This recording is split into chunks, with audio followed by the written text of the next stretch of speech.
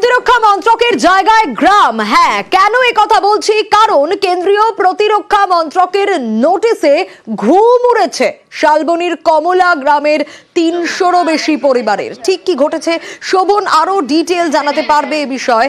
শোভন, প্রতিরক্ষা মন্ত্রকের জায়গায় একটা গোটা গ্রাম, এতে তো স্বাভাবিকভাবে এই জায়গায় যারা বসবাস করেন তাদের তো রীতিমতো মাথায় হাত।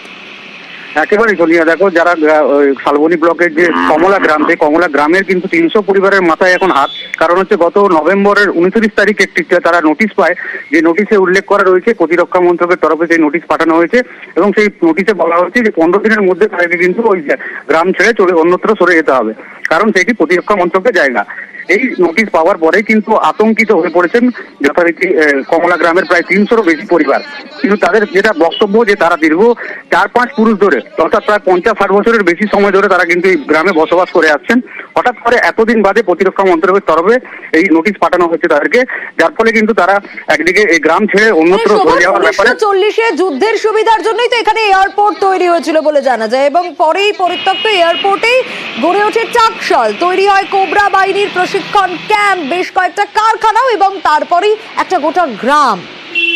একেবারে সোনিয়া, এই গ্রামটি গড়ে উঠেছিল প্রায় ৪০-৫০ বছর ধরেই গ্রামটি কিন্তু একটু একটু করে গড়ে উঠেছিল, এবং তার পাশাপাশি বেশ কিছু কারখানা এবং টাকশাল এবং কোবরা ক্যাম্প সেটিও গড়ে উঠেছে। কিন্তু এতদিন বাদে এই নোটিশ পাওয়ার পরেই কিন্তু গ্রামবাসীরা হতভম্ব হয়ে পড়েছেন।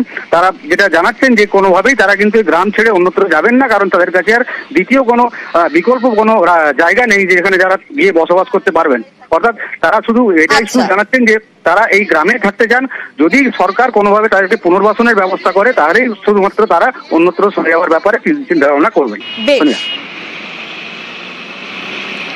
তো লাগবেই। আমরা দীর্ঘদিন, আমরা কেন, আমাদের ধরুন আমাদের কিছুদিন বিয়ে হয়েছে, কিন্তু আমাদের দাদা শ্বশুর থেকে তার দাদা শ্বশুর থেকে এখানেই রয়েছে বসতি, ঠিক আছে।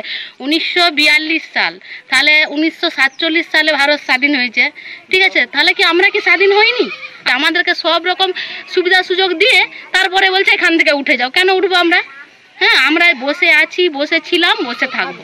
এখন যদি হঠাৎ বলে প্রতিরক্ষা মন্ত্রকের জায়গা বা এখান থেকে উঠে যান, তাহলে এই ৭০ বছর ৮০ বছর ধরুন আমাদের তো জায়গার এটা ডিফেন্স বলে সেটাও জানতাম না। পরবর্তীকালে যখন জানলাম যে ডিফেন্স, কিন্তু ডিফেন্সের আগে এটা আমাদের রায়ত ছিল। তো বাড়ি ভেঙে আমরা কোথায় যাব? এটা আমরা এখানে মরে যাব, রক্ত দিয়ে দেবো, কিন্তু আমরা যাব না। এটা নিয়ে আমার কাছেও এটার ইনফরমেশন এসছে, কিন্তু প্রতিরক্ষা দফতর বা কনসার্ন যে অথরিটি তারা সরাসরিভাবে এখানে অ্যাডমিনিস্ট্রেশনের কাছে কোনো রকম কমিউনিকেশন আসেনি। তবে আমি জানতে পেরেছি যে এটা ভূমি দফতরে তাদের সাথে কমিউনিকেশন হয়েছে, মানে তারা কমিউনিকেশন করেছে। এতটুকুই এখন অবধি ইনফরমেশন। যেহেতু অ্যাডমিনিস্ট্রেশন লেভেলে এখন অবধি ইনফরমেশন কিছু আসেনি, সেক্ষেত্রে আমরা এখন সরাসরি সেটার মধ্যে ইনভলভ হইনি। সেটা যদি হয়, ওনারা যদি অ্যাপ্রোচ করেন, তাহলে যেটা আলোচনা সাপেক্ষে যেটা করা যাবে সেটা আমরা করব।